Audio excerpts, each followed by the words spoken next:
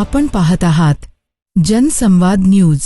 वरणे आणि त्याच्या भोवतीच्या 4 गावावर गेल्या 13 वर्षापासून महाराष्ट्र औद्योगिक विकास महामंडळाच्या शिक्के टाकलेले आहेत आणि विनाकारण शेतकऱ्यांना अडवून ठेवलेलं आहे। ना त्यांना कर्ज मिळतं, ना त्यांना कुठले खरेदी विक्रीचे व्यवहार करता येतात। अशा प्रकारे शेतकऱ्याची अडवणूक करून ती जमीन कवडीमोल किमतीनं ताब्यात घ्यायची आणि महाराष्ट्राच्या औद्योगिक महामंडळाच्या माध्यमातून म्हणजेच MIDCच्या माध्यमातून प्लॉटिंग करून धनदांडग्याने ते प्लॉट हडप करायचे।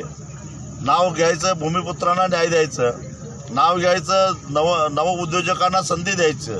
परंतु राज्याच्या उद्योगमंत्र्यांनी सांगावं की गेल्या 5 वर्षामध्ये वशिल्याशिवाय एक तरी प्लॉट महाराष्ट्र औद्योगिक विकास महामंडळानं कुठल्या उद्योजकाला दिलाय काय?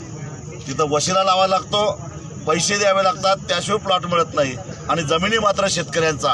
असा जो भोंगळ आणि अजब कारभार आहे त्याला इथल्या नागरिकांचा विरोध आहे। स्वाभिमानी शेतकरी संघटना शेतकऱ्यांच्या बाजूने पूर्णपणे ताकदीने उभी आहे आणि 1 इंच सुद्धा जमीन देणार नाही असा निर्धार आजच्या सभेमध्ये शेतकऱ्यांनी केला आहे। आता रणनीती काय असणार आहे? इथली रणनीती इथल्या स्थानिक लोकांच्यावर चर्चा करून आम्ही ठरवू। परंतु पहिल्यापासून आम्ही सहमतीचं आमचं असहकाराचं काय असेल, समजा भविष्यामध्ये मोजणी करायला आले त्याला सरकारला सहकार्य करणार नाही, कशाही प्रकारचं सहकार्य करणार नाही, कुठल्याही राजकीय नेत्याला सहकार्य करणार नाही।